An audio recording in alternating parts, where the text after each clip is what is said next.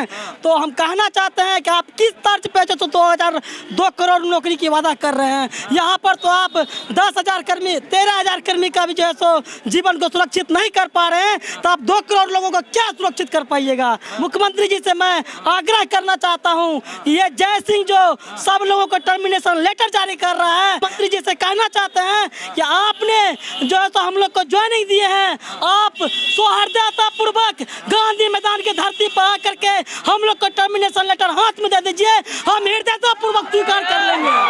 हम नहीं है। संविदा कड़ी वाले 10-12 दिन से बैठे हुए धरने पे।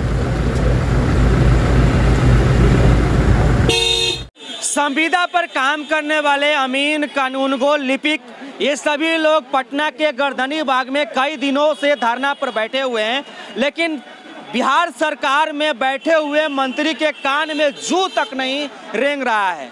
लगातार ये लोग अपनी मांग को लेकर के यहाँ पर बैठे हुए हैं, लेकिन कोई नहीं सुन रहा है। हम इन लोगों से बातचीत करेंगे कि आगे का इन लोगों की क्या जो है आगे की मांग है और आगे ये लोग क्या कुछ करने वाले हैं। सबसे पहले बहुत बहुत स्वागत है जी। क्या नाम हुआ आपका? मेरा नाम विनायक कुमार हुआ। कितने दिन से आप लोग यहाँ पर धरना पर बैठे हुए हैं? सर 11 दिन आज हो गया। आज 11 दिन हो गया? हाँ 11 दिन हो गया। 11 दिन में क्या कुछ खबर मिला? सर कोई खबर नहीं मिला। मिलने आए? मतलब नहीं, कोई मंत्री विधायक कोई नहीं आया। चुनाव के भी समय आयल है। हाँ आयल है, देखेंगे। हाँ। उसी के इंतजार में है। हाँ। अभी टाइम दिए हुए हैं। आपके जो मंत्री हैं उनसे बातचीत किया था तो कुछ बोलते ही नहीं है संविदा कर्मी को लेकर के। तो ये आप ही देखिए ना, कितनी ओछी राजनीति है।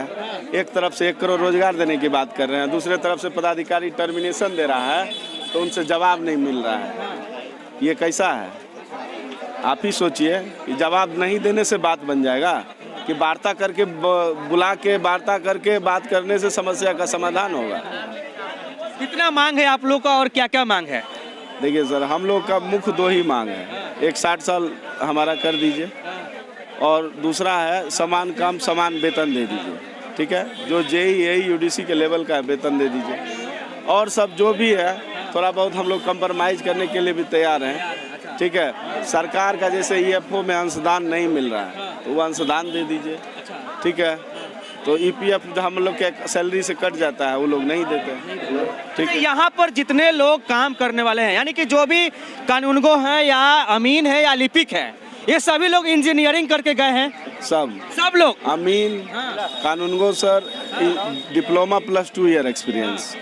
ठीक है, इसमें जो बहाली की प्रक्रिया है, हमारे ASO सर हैं, ASO सर का BTech +2 ईयर एक्सपीरियंस पे बहाली हुआ है। और आज क्या किए ये लोग को JEE का जो है मतलब नियमावली के तहत अगर परमानेंट नौकरी भी आ रहा है ना, तो हम लोग को एक्सपीरियंस नहीं मिल रहा है। एक सवाल और कि आप सभी लोग इंजीनियर हैं, अगर आप लोग संविदा पर नहीं काम कर रहे होते तब पेमेंट कितना होता? हम लोग का अभी कम से कम 74,000 रुपया होता है। 74,000 रुपया पेमेंट होता। अभी क्या मिल रहा है? अभी मात्र 35,000 रुपया मिल रहा है। मात्र 35,000 रुपया। वो भी उसमें भी PF कटता है 3750, 31,000 न हो गई। अभी ये बगल में जो हमारे साथ ये भाई साहब बैठे हुए हैं, ये बोल रहे थे कि हमारा जो है नौकरी लग रहा था। कहाँ लग रहा था? जी, हम दिल्ली मेट्रो के प्रोजेक्ट पे काम कर रहे थे, वहाँ पर जो है सो 30,000 रुपया पेमेंट हमको मिल रहा था। कब? ये जो है सो 23 की बात है। हाँ। और जो है सो जब आदरणीय नीतीश कुमार जी ने घोषणा किया कि जो है अमीन की बहाली हम कर रहे हैं, हाँ। तो जो है सो हम लोग जो है सो फिर जो है सो फॉर्म भरे, उसके बाद एग्जाम दिए। हाँ। एग्जाम पास करके फिर जो है सो यहाँ पर नौकरी का हम सोचे कि जब बिहार में हमारे आदरणीय नीतीश कुमार मुख्यमंत्री जी रोजगार दे रहे हैं तो हम क्यों दिल्ली में काम करें। और जो है सो हम दिल्ली से छोड़ करके हम बिहार में आए। अब जो है सो आदरणीय नीतीश कुमार जी 2 करोड़ रोजगार का वादा कर रहे हैं और जो है सो सामने में हम लोग को यहाँ से सीधा हटाने का काम कर रहे हैं, धक्का देने का काम कर रहे हैं। इतना ये लोग को डर भी नहीं लग रहा है कि हमारा नौकरी जाए तो जाए, कोई दिक्कत नहीं है, हम लोग बाहर में दूसरा जगह कमा लेंगे, खा लेंगे। ऐसा है कि देखिए, एक तरफ से 10 लाख की जगह 12 लाख रोजगार का नीतीश बाबू घोषणा कर रहे हैं और दूसरे तरफ से 13,000 को निकाल रहे हैं एक साथ। ठीक है, महोदय निकाल ही दीजिए, क्या करेंगे? गांव में सब जाएंगे ना, हम अपने विधायक सबसे भी मिलेंगे, आएंगे वोट लेने के लिए, तो उस समय भी दिखाएंगे हम लोग कि जब 13,000 रोजगार तुम लोग से नहीं संभला तो 1 करोड़ रोजगार दे के कहाँ तुम हवा दे रहे हो। आप लोग का एक आरोप ये भी लगता है कि आपके विभाग में जो बैठे हुए अधिकारी हैं वो कई सालों से जो है एक ही विभाग में है। एकदम सर 9 साल से हैं, कभी डायरेक्टर बन जाते हैं, कभी प्रधान सचिव बन जाते हैं। और यही देखिए ना, सबसे बड़ा बात क्या है और बताते हैं, इसमें जो एजेंसी होती है, एरियल एजेंसी, हवाई जहाज उड़ता है और वो मैप को फोटोग्राफी का सुपर इम्पोजिशन करके नक्शा बनाने का काम करती है और बीच बीच में मैप अपडेशन का काम होती है। तो हम लोग अगर कुछ भी गलती करते हैं तो हम लोग को लिखते हैं क्यों नहीं आपका संविदा समाप्त कर दिया जाए, ठीक है। उसके बाद लेकिन जब एजेंसी वाला गलती करता है तो उसके बारे में कोई कार्रवाई नहीं हुई आज तक। 14 को कंपनी को अभी असाइन किए हुए हैं काम कराने के लिए, जैसे बहुत है, GISC है, अरहास है, बहुत सारी कंपनी है, बहुत सारी कंपनी छोड़ के भी चली गई। उनका जब 11 में कॉन्ट्रैक्ट हुआ था तो आप सोचिए सर कि 11,000 प्रति स्क्वायर किलोमीटर के हिसाब से इनको दिया जाना था, लेकिन जब नियमावली उन लोग के लिए भी बदली, रेट में अमेंडमेंट हुआ तो उनका 27,000 प्रति स्क्वायर किलोमीटर के हिसाब से दिया गया। बताइए, तो लगभग 3 गुना, 3 गुना है, 3 गुना है कि नहीं है।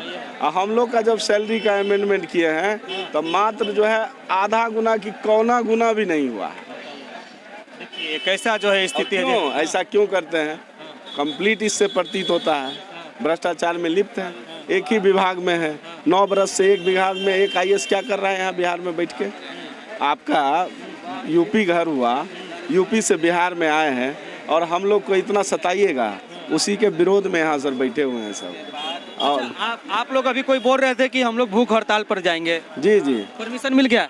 परमिशन मिल गया है भूख हड़ताल का, और कल से हम लोग भूख हड़ताल पे इसलिए जा रहे हैं कि हमारे 110 कर्मी का टर्मिनेशन लेटर आया है, उसी के विरोध में हम लोग तो सत्याग्रही हैं। ऐसा लगा कि हम लोग उग्र हो जाएंगे, तोड़फोड़ करेंगे, लाठी डंडा से मार के तोड़वा देंगे, लेकिन सर हम लोग टेक्निकल बैकग्राउंड से हैं, इस चीज़ को जानते हैं। आपका हर एक देख ही रहे हैं ना, 5 साल से आप क्या चाल चलिएगा हम सब देख रहे हैं, ठीक है।